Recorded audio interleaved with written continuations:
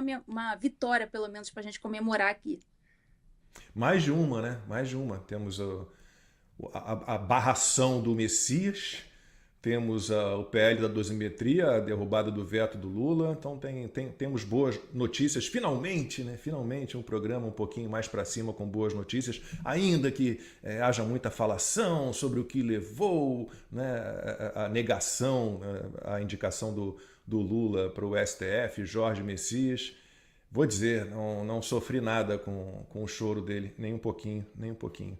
Mas vamos lá, turma. Ó, superchat, já temos superchat chegando, então se você quer participar do programa, a gente está aqui sempre de olho nos superchats de vocês. O primeiro já chegou, é do Antônio Brito, rindo até agora da rejeição do Bessias no Senado. Eu estava falando disso, não me emocionei com o choro dele, não me emocionei. Obrigado, Antônio, você abriu os trabalhos hoje aqui nos superchats. Obrigado a todos que mandam stickers, super stickers, a todos vocês que fazem doações via Pix, para que a gente mantenha a nossa equipe de 6 pessoas, é uma equipe enxuta, mas que trabalha muito, é muito disciplinada e muito empenhada, trabalha a semana inteira para fazer o programa, já na 6ª temporada, então tá aí a nossa chave Pix, apoio 4x4, @digitalceh.com. Muito obrigado. Estou vendo aqui também que já estão chegando novos membros do nosso canal aqui no YouTube. Você sabe que só precisa clicar aí no botãozinho Seja Membro para você conhecer os 2 planos de assinatura do nosso canal aqui no YouTube e para que você tenha acesso a conteúdos exclusivos para os membros, lives exclusivas, documentário feito pela Ana sobre João Paulo II, vídeo especial feito pelo Rodrigo Constantino. Então tem sempre programação exclusiva para os assinantes, já que a gente só tem o programa uma vez por semana, aos domingos. Você pode, durante a semana, curtir todo esse conteúdo que a gente oferece aos membros do canal aqui no YouTube. Muito obrigado a todos vocês. Vamos para a pauta número 1. As derrotas do Lula no Congresso, começando por Jorge Messias. Depois da rejeição histórica de Messias para uma vaga no STF, o futuro do atual advogado-geral da União vai ser definido nos próximos dias. Ele e Lula vão se reunir no Palácio do Planalto para discutir a situação. Alguns aliados do governo têm defendido que a permanência do AGU no cargo ficou insustentável. Para chegar ao Supremo, o ministro do Lula precisava do apoio de ao menos 41 dos 81 senadores, a maioria absoluta, e ele recebeu 34 votos a favor e 42 contrários. A votação secreta no plenário foi feita logo depois da sabatina. Eu vou encerrar a votação, Está encerrada a votação. Determina a Secretaria-Geral da Mesa que mostre no painel o resultado. Acho que vai perder por 8. Só um minuto. Peço atenção do plenário. Peço atenção do plenário.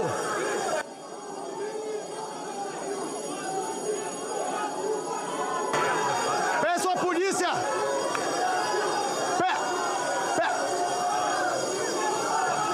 Votaram sim. Peço atenção. Votaram sim. 34 senadores e senadoras. Votaram não. 42 senadores. Foi rejeitada a indicação. A matéria vai ao arquivo e será feita a devida comunicação à Presidência da República. Cumprida a finalidade desta sessão deliberativa ordinária do Senado Federal, a Presidência declara o seu encerramento. Depois de ser barrado, Jorge Messias deu uma indireta ao presidente do Senado, Davi Alcolumbre. Passei por 5 meses um processo de desconstrução da minha imagem, toda a sorte de mentiras para me desconstruir ocorreu. Nós sabemos quem promoveu tudo isso. Agora eu quero dizer para vocês com o coração leve, com a franqueza da minha alma, sou grato a Deus por ter passado por este processo. E eu sou grato pela confiança que o presidente Lula depositou em mim.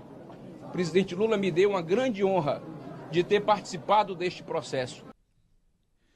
Notícias sobre os bastidores do Supremo indicam que ministros da Corte, especialmente Alexandre de Moraes, atuaram na articulação para que Messias fosse barrado pelos senadores. E a razão para isso seria a proximidade dele com o ministro André Mendonça, relator do caso envolvendo o Banco Master e fraudes bilionárias. Olha, Consta, eu vi até um comentário seu em vídeo também sobre isso. Não estou nem aí para o que houve de articulação.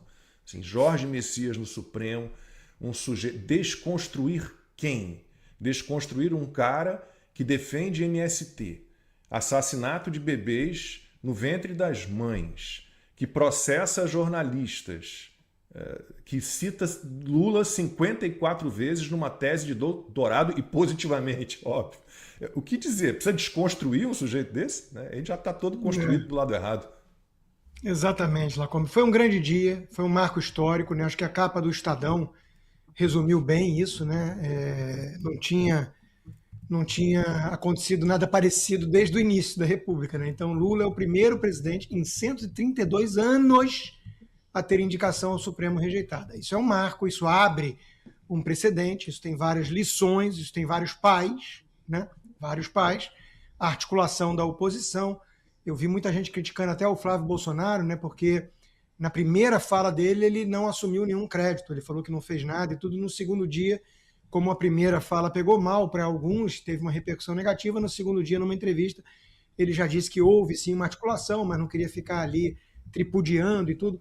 O fato é que houve sim uma articulação da oposição e bem feita.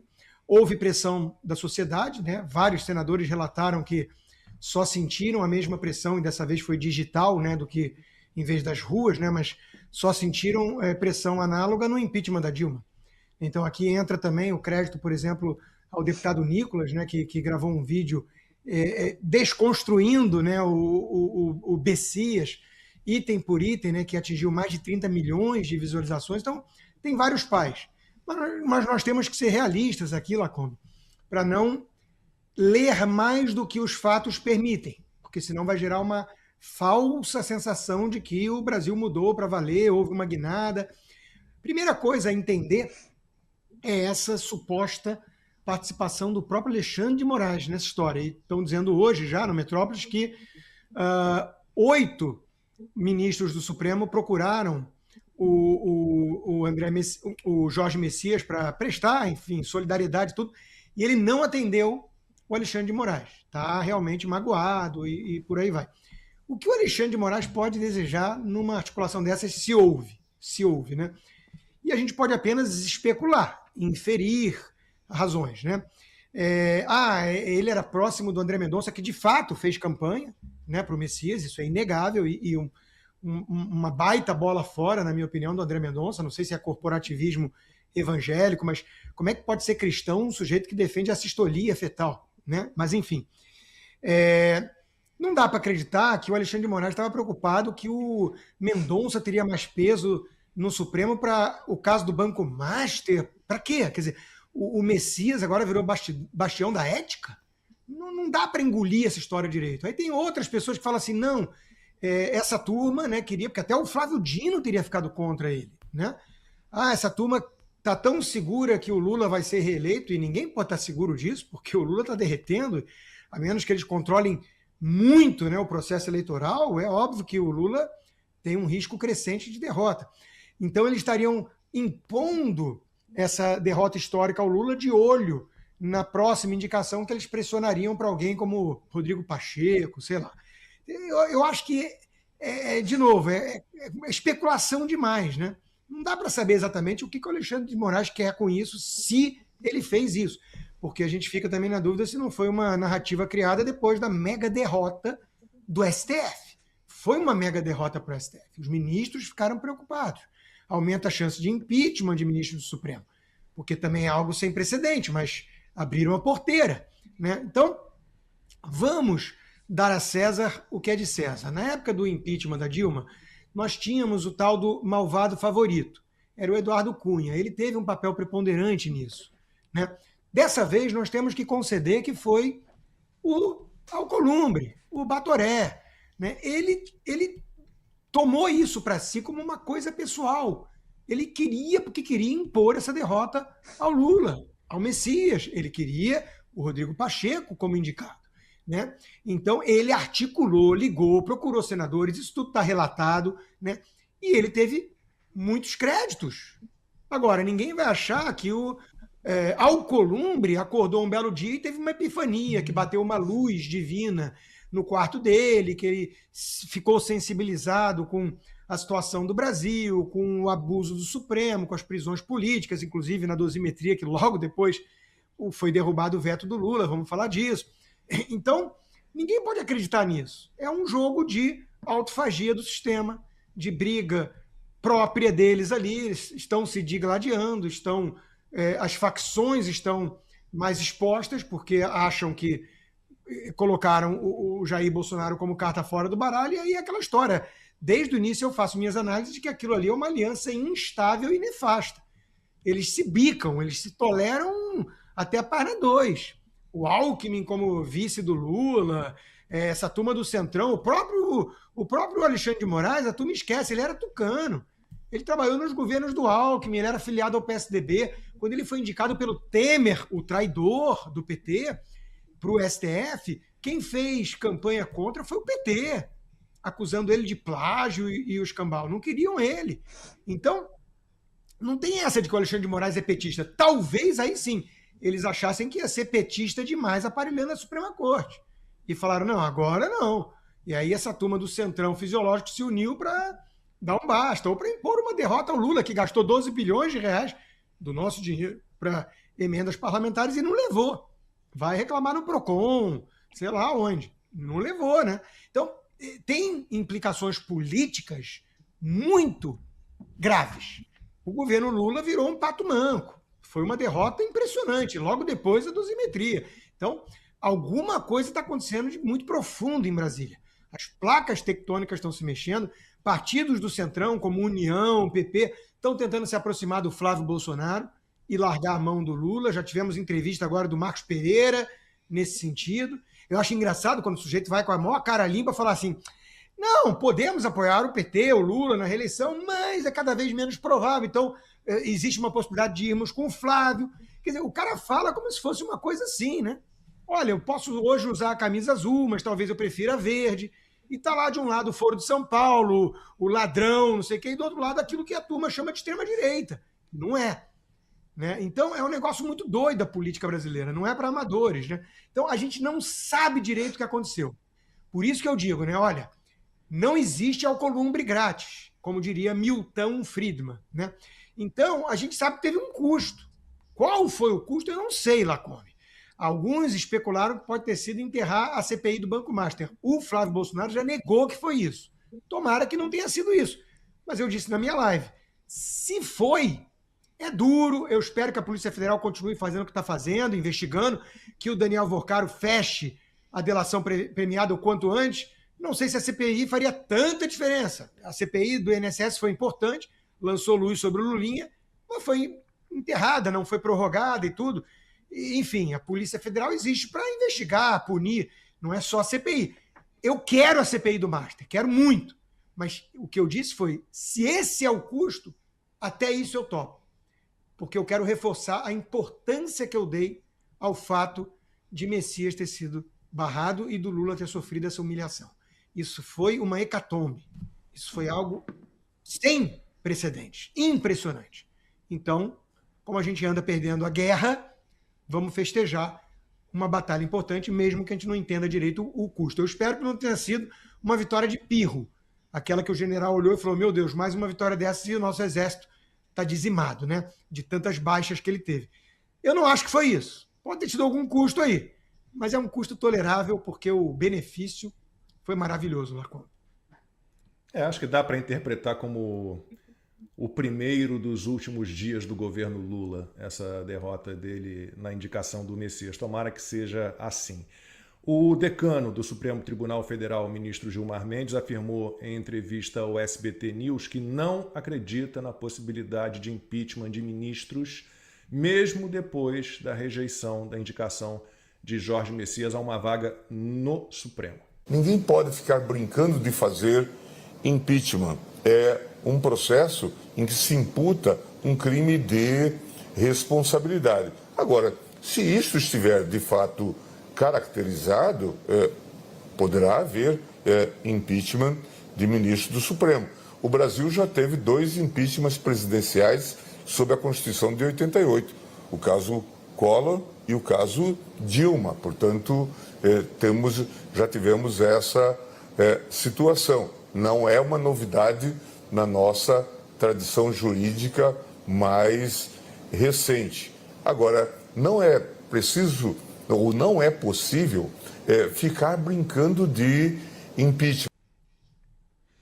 Bom, tomara que a gente tenha impeachment de ministros no plural do STF, Ana. E aí, a gente vai ver daqui a pouquinho, quem sabe o Lula também não consegue indicar alguém para a vaga deixada pelo Luiz Roberto Barroso.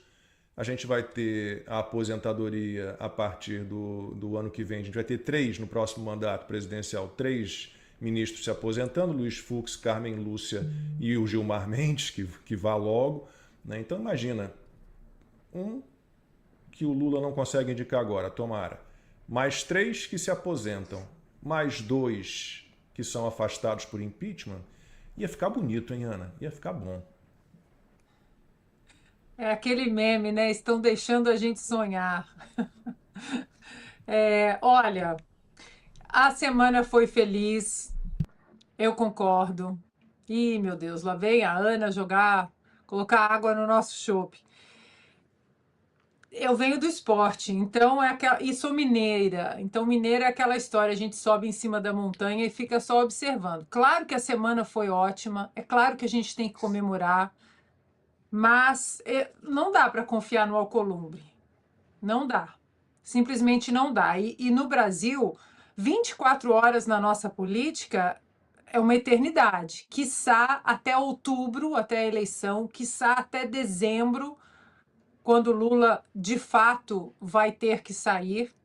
Então, é aquela coisa, a gente comemora, mas foi um ganho de 1-7 quando a gente estava perdendo de 2-0 e perdendo feio o terceiro set, e aí a gente reagiu e vencemos o terceiro set, e vamos para o quarto set e rezar para um tie break, né?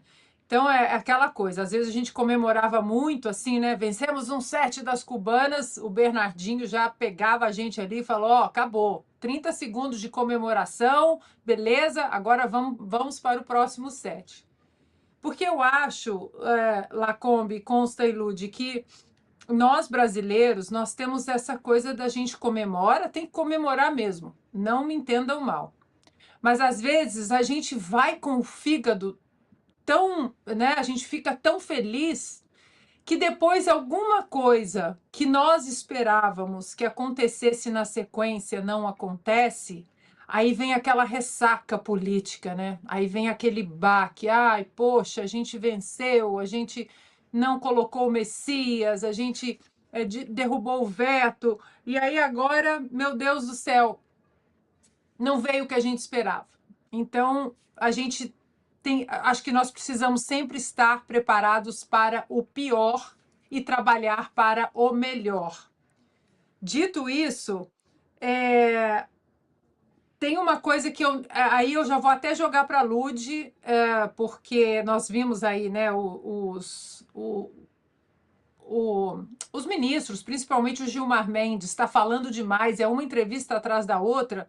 Parece que está sentindo um pouco o baque da reação do Senado. O Senado retomando o poder institucional, protegido pela Constituição de casa revisora, de uma casa independente, e aí eu acho que eles estão meio que sentindo esse baque. Meu Deus, o que pode ser pior para o Supremo? Um Senado independente, um Senado revoltado, né, entre aspas, mas dentro da Constituição. E foi isso que aconteceu essa semana. Um Senado que resolveu voltar para o seu quadrado constitucional e fazer política. Agora, eu não sei, eu fiquei comparando ali aquela sabatina, horas de sabatina, e aquele chá das 5 que a gente sempre fala aqui, Mas eu não sei como mudar a regra daqui para frente, não sei se é possível isso, até jogo para a Lud. Porque aqui nos Estados Unidos a gente acompanha essas sabatinas e são sabatinas de 4, 5 dias. Então, e se fosse um nome que tivesse agradado o Alcolumbre, o Pacheco, por exemplo, e nós tivéssemos assistido aquela sabatina, que é a oposição usa 10 minutos, faz 3, 4 perguntas, aí passa a palavra para um senador da base governista, usa 10 minutos, faz 3, 4 perguntas, e o sabatinado responde o que ele quiser. Ele responde um monte de blá blá blá ali. E aí eu fiquei pensando, meu Deus, será que não dá para a gente ter o que a gente tem aqui nos Estados Unidos? Tudo bem, 10 minutos para cada senador, mas aquele ping-pong, o senador pergunta, o sabatinado responde, o senador pergunta, vai na réplica, vai na tréplica, e assim a gente pode acompanhar, porque é uma vergonha essa sabatina, gente, é uma vergonha. 11 senadores ali usando a sabatina como palanque político, falando de minorias, LGBT, né, aquelas coisas todas. E aí eu queria, já jogando para a Lud, né, termino o meu primeiro comentário aqui, se é possível a gente mudar, porque ali no meio da sabatina veio alguém chamou, não, presidente, questão de ordem, questão de ordem. A gente pergunta e o sabatinado responde. Aí é questão de ordem, o presidente vai falar, não, pega a sua questão de ordem e jogue no lixo, que a gente vai seguir do jeito que sempre foi. Então, eu não sei se tem como a gente mudar isso, porque seria essencial que o Brasil pudesse, já que nós não temos indicações de juízes de instâncias inferiores, porque as sabatinas aqui nos Estados Unidos, as perguntas elas são muito bem estabelecidas nas decisões como os juízes de instâncias inferiores.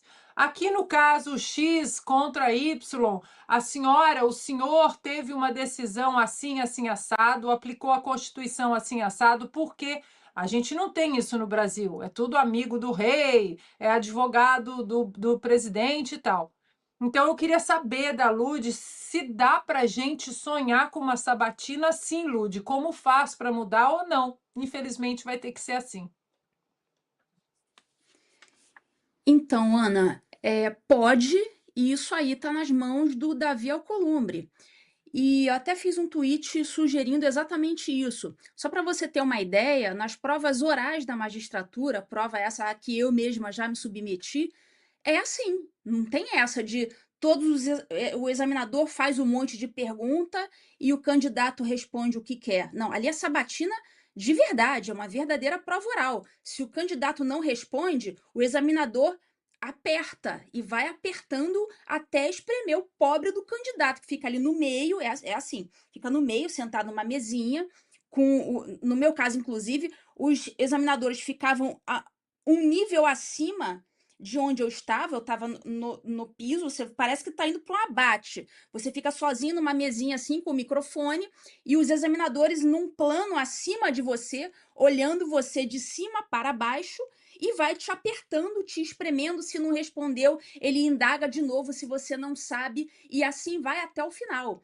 Isso é verdadeiramente uma prova oral, não é isso aí que o Jorge Messias foi submetido, e os outros também não. Já assisti várias sabatinas, nenhuma delas é nesse sistema de como deveria ser o ping-pong, né? O senador pergunta e o candidato responde, e assim vai. Mas isso aí está na mão do presidente da casa. Ele vai estabelecer, como a lei não estabelece exatamente qual que é o rito das perguntas, se é o ping-pong ou se deve ser feito em bloco. Então, esse tipo de decisão vai caber à presidência da sessão. E quem preside a sessão de sabatina é o presidente do Senado. Então, isso aí cabe ao Davi Alcolumbre. Mas, de resto, bom, a gente teve aí o Senado cumprindo o seu papel, ainda que não necessariamente pelos motivos mais republicanos do mundo, né? Pode ter havido outros motivos aí, mas enfim, nesse momento, ainda que tenha havido um outro motivo não republicano, interesse de Alcolumbre ou interesse de Alexandre de Moraes, enfim, não sabemos. Nesse momento, por acaso coincidiu com o nosso. É aquele negócio, o tabuleiro está se movimentando. E foi algo realmente histórico. Eu sei que a Ana falou: olha, a gente, né, a gente só toma na cabeça e a gente não deve comemorar muito, porque a gente sabe que daqui a pouco a gente vai ter outro revés. Mas é aquele negócio, né? Eu me permiti comemorar um pouquinho aquele dia, porque realmente foi algo tão inusitado. Eu acreditei até o final que poderia, sabendo que muito provavelmente ele seria aprovado, mas eu me permito aquela dose de sonho, né? Bom, eu me permito sonhar um pouquinho. E acabou acontecendo. Isso não acontecia desde 1894, na época do Floriano Peixoto. Então, na época, o Floriano ele tentou passar um amigo dele, o médico, ele não era nem formado em direito, era um médico chamado Barata Ribeiro. Tentou passar o amiguinho dele, o Floriano era um ditador, era uma espécie de Alexandre de Moraes da época, só que na presidência, né? Ele tentou passar o amiguinho dele e o Senado, naquela época, falou: aqui não, não senhor. E eles já estavam fartos também da ditadura do Floriano e negaram lá o médico Barata Ribeiro. E 132, eu acho, anos depois, acontece isso. Pois bem, a gente teve aí um Messias encurralado pelas suas próprias ações. Circulou vídeo dele falando, né, claramente em entrevista, se gabando de ter sido o primeiro a pedir as prisões do pessoal do 8 de janeiro, como se coubesse a um AGU pedir a prisão de alguém. Mas enfim, ele se gabou disso e depois na sabatina ele veio dizer que não, imagina, falei aquilo no calor do momento, no calor dos acontecimentos ali. Enfim, ele se embolou, falastrão, falou muito e se embolou ali na hora de responder. O Sérgio Moro, inclusive, caçou, foi atrás da tese de doutorado dele, em que ele havia defendido o impeachment da Dilma como sendo um golpe. E aí ele falou: não, né, o que eu estava colocando ali na minha tese de doutorado era uma visão da sociedade, um dos posicionamentos da sociedade na época. Ele só não falou que era o posicionamento dele. Como é que ele vai sustentar o negócio da tese de doutorado que ele não com o que ele não concorde? É óbvio que se ele colocou aquilo ali na tese dele, é porque ele concorda com aquilo. Então, era muito fácil, digamos assim, muito fácil espremer o Messias, porque os comportamentos dele, durante todos esses anos, são comportamentos realmente deploráveis. Era fácil apertar. E se pudesse ter esse ping-pong, ele teria passado ainda muito mais vergonha. Lembre, o Messias, na qualidade de AGU, foi aquele que contratou escritório para atuar nos Estados Unidos em favor dos ministros que sofreram perda de visto, inclusive o Alexandre de Moraes por conta da Magnitsky. Aí vem Gilmar defendendo depois, tal. Eu falei: não, peraí, né, tá defendendo porque o Messias foi um amigão durante todo esse tempo, contratou até escritório para fazer defesas pessoais. A própria AGU serviu durante todos esses anos como escritório privado para defender interesses pessoais, para perseguir uma pessoa que, sei lá, injuriou o presidente, injuriou um amiguinho do sistema. A AGU agiu como verdadeira advocacia privada. Então, é muito fácil você reprovar o Messias na sabatina. Então, claro, o Senado funcionou? Funcionou. Muito provavelmente não pelos motivos que a gente gostaria que tivesse funcionado. A gente gostaria que o Senado realmente tivesse olhado para o Messias e dito assim: não, este homem não é uma pessoa digna de ocupar um cargo na Suprema Corte, então vamos reprová-lo. Ainda que ele tenha sido reprovado pelos motivos errados, o fato é que ele foi reprovado e a gente se livrou. Isso aí foi um livramento. A gente teve um livramento aí de muitos anos, de repente, que a gente teria que aguentar o Messias fazendo barbaridades no STF para depois passar por esse périplo que a gente está passando hoje para conseguir um impeachment. Nenhum a gente conseguiu até agora. Então, o Messias seria mais um a sofrer impeachment, mais um problema para a gente suportar e, pelo menos, desse problema a gente conseguiu se livrar antecipadamente, felizmente. Sobre isso que a Lud falou, bom, eu falo muito pouco sobre isso, né? Mas eu sofri na pele esse tipo de ação que ela citou, porque a AGU, né, moveu contra mim, em nome do Lula, como um escritório particular de advocacia, 2 processos. Né? Um criminal, que foi logo barrado, não fazia o menor sentido, e um civil, por causa de um artigo que eu escrevi para a Gazeta do Povo. Né? E eu ganhei. Mas assim, é inacreditável você imaginar que a Advocacia Geral da União, que existe para defender os interesses da União, funcione dessa forma, né? Cerceando o trabalho jornalístico. Ainda bem que caiu na mão de juízes decentes e eu ganhei, mas é muito triste. Depois vocês imaginem, porque eu, como pagador de impostos no Brasil, né, eu banquei os advogados que me processaram. Então, e é o Estado contra um CPF. Isso é triste. Ainda bem, de novo, ainda bem que em todas as instâncias percorridas eu só obtive vitória. Né? Então, graças a Deus, né? Porque realmente era algo que revoltava muito. Tem inclusive uma mensagem para a Ludmila aqui do Marcelo Zanata por Superchat. Muito obrigado a todos vocês que participam por Superchat. Sempre acompanho a doutora Ludmila em todos os programas e na TV em Justiça, sempre dando uma aula de direito para nós. Aí ele botou aqui, precisava devolver o dinheiro do INSS. Né? Precisam, porque não é a Lud, né? Claro. E nem os pagadores de impostos, né? Não é isso, Marcelo? Quem tem que devolver é quem roubou. Quem devolveu? Quem roubou. Quem fraudou. Quem roubou de aposentados e pensionistas. Diga, Lula. No Lud. E o Marcelo, o nome dele, né, que fez esse comentário, Marcelo Zanata, ele isso. lembrou muito bem, porque o Messias, ele, na qualidade de AGU, ele lançou pareceres para orientar a atuação da AGU nos processos do INSS. E os pareceres do Messias foram no sentido de blindar o INSS.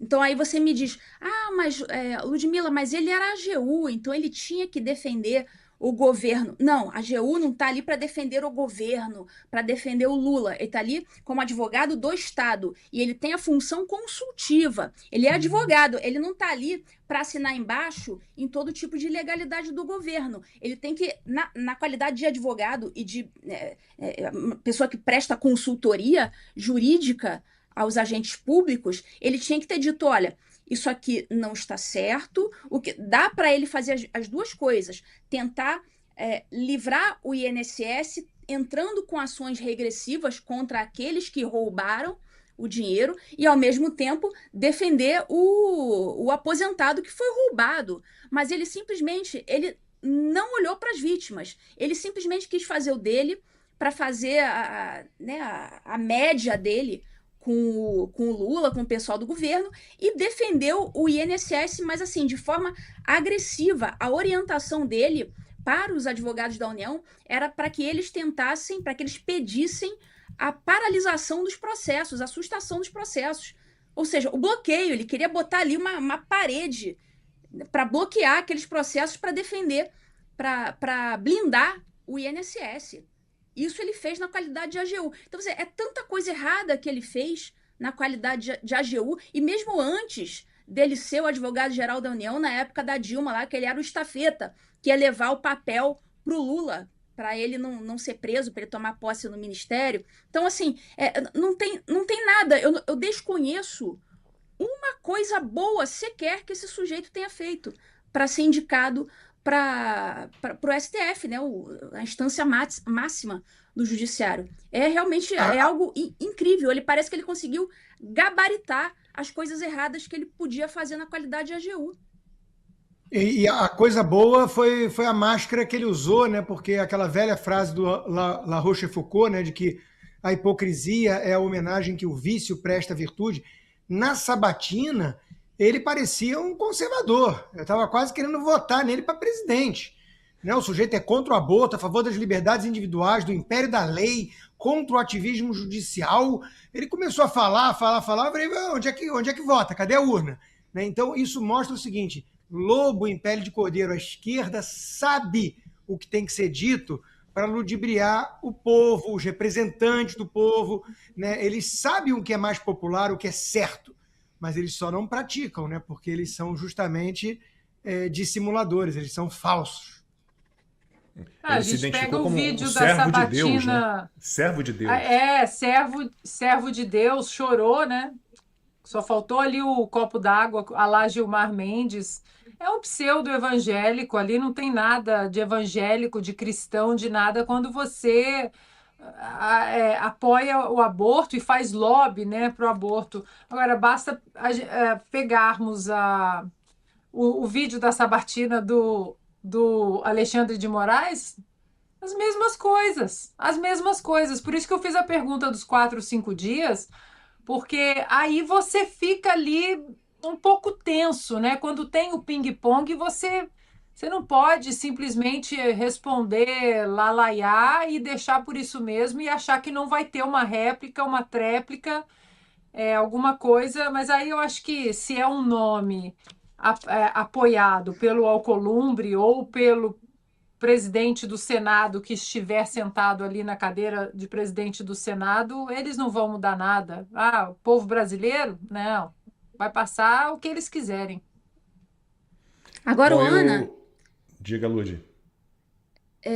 isso aí, a questão da forma da sabatina, de ser em bloco ou de ser em ping-pong, isso não está deliberado em lugar nenhum, mas nada impede que a partir desse momento a sociedade veja o problema que é essa questão das perguntas em bloco e nada impede de haver uma disciplina ali dos próprios congressistas inserir um dispositivo no regimento interno do Senado ou até mesmo por lei, enfim, ou uma emenda constitucional, ou acho que até um dispositivo no regimento interno já resolveria essa questão para, por exemplo, dar um determinado número de minutos para o senador e durante aqueles minutos ele faz o ping-pong que ele quiser ali, ele usa como ele quiser. Ou faz em bloco, ou faz o ping-pong, enfim. Isso é muito fácil de resolver. Acho que os congressistas podiam pensar nisso para a próxima. E o Gilmar Mendes classificou como deplorável a decisão do Senado de rejeitar a indicação do advogado-geral da União para o Supremo Tribunal Federal. Eu deploro, eu lamento essa decisão do Senado, mas a respeito, considero o Jorge Messias uma pessoa extremamente qualificada, esteve aqui durante todos esses anos atuando como AGU e atuando bem na defesa de causas importantes, inclusive nos processos ligados a atos antidemocráticos. Mas é uma decisão soberana do Senado Federal e é o sistema que nós temos, indicação pelo presidente da República e submissão a uma sabatina no Senado Federal e depois a votação no plenário. E, infelizmente, ele não atingiu o quórum para a aprovação. E aí consta a pergunta que a gente faz como é que pode ser deplorável, como o próprio Gilmar Mendes disse, uma decisão soberana do Senado Federal? Alguém me explica?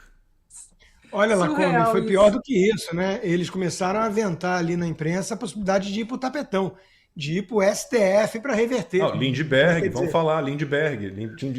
Lindinho está nessa. Sempre, né? O novo despachante perante o STF já foi o papelão do Randolfo Rodrigues, né? Veja, eu achei curioso isso. A gente viu a reação de alguns ícones assim da esquerda nessa linha, né? Um deles falou assim: isso não foi uma derrota imposta pelo povo, e sim pelo Senado. Né? Vamos ver agora nas eleições a escolha do povo, enfim, sei lá. O Senado foi escolhido pelo povo, né? pelo voto. É o Senado que temos. Não é o Senado que nós, de direita, gostaríamos. Está cheio de centrão fisiológico e cheio de esquerdista lá também. Agora, eles não conseguiram, por vários motivos que a gente já elencou algumas possibilidades aqui, eles não conseguiram aprovar.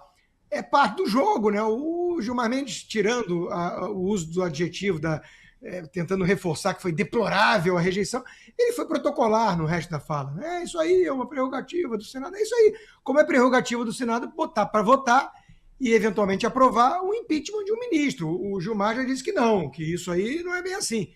É exatamente assim. Né? E a gente adoraria fazer esse teste institucional também no Brasil. O Alcolumbre podia fazer o trabalho completo, que aí sim ele merecia uma estátua, né? Eu vi um comentário maravilhoso, se eu não me engano, foi do marido da Ludmilla, mas não vou entregar aqui não.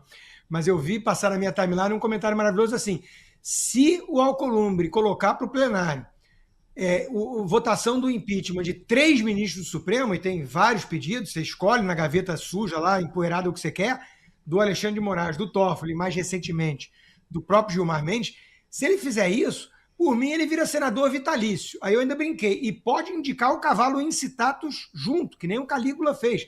E aí teve um comentário embaixo que o cara falou o seguinte: meu amigo, ele pode virar imperador do Amapá se ele fizer isso. Então, de novo, o Alcolumbre tem direito a se divertir, a comemorar, se ele continuar nessa toada. Solta aí, Franco, ele comemorando.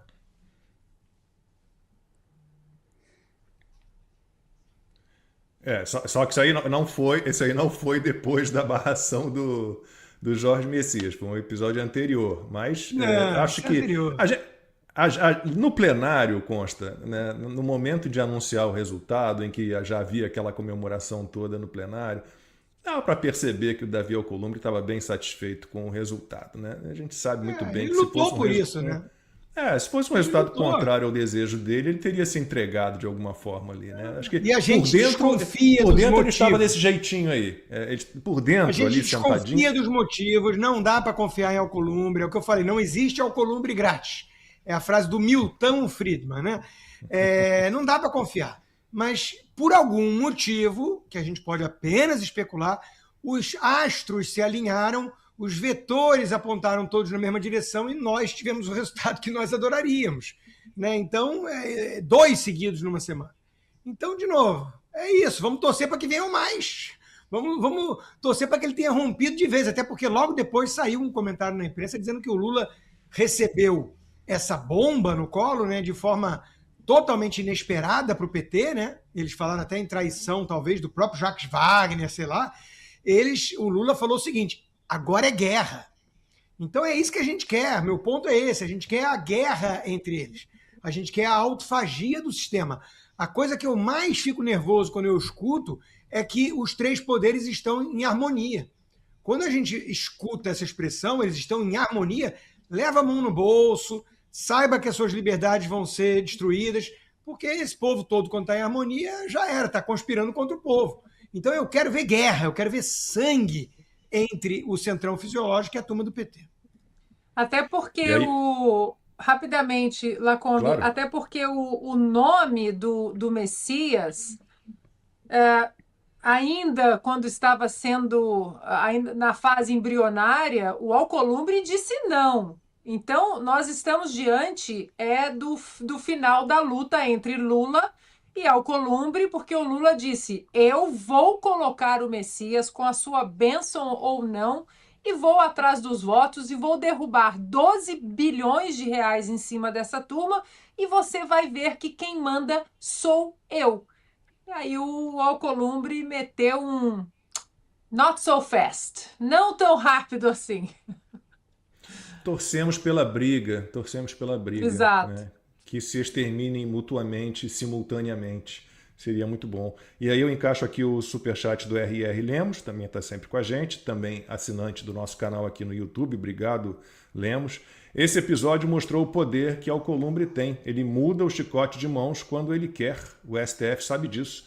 Nem mesmo cogitam expor seus podres. É mais ou menos isso. Agora, há uma declaração, né, circulando de que o Alcolumbre falou para a oposição que a escolha do novo ministro do Supremo, esse para a vaga do Luiz Roberto Barroso, deve ficar para o próximo presidente da República.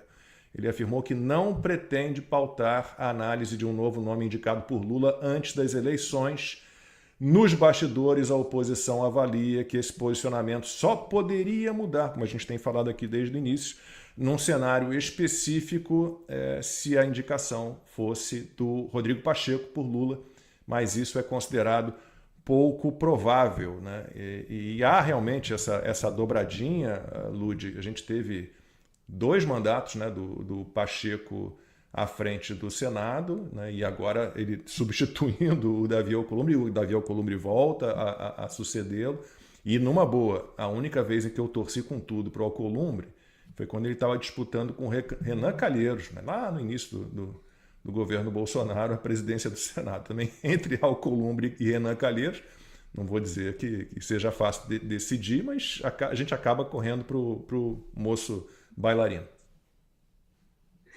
Então, eu lembro bem disso, era algo meio que impossível, né? Todo mundo enxergava como impossível, assim como enxergavam como impossível o impeachment da Dilma, a rejeição do Messias, rolou isso também na época, a eleição do Alcolumbre vencendo o Renan Calheiros, né? É aquela pequena alegria, mas que logo depois você vê, poxa, mas foi horrível do mesmo jeito, mas enfim, o que quer fazer, né? O pessoal ia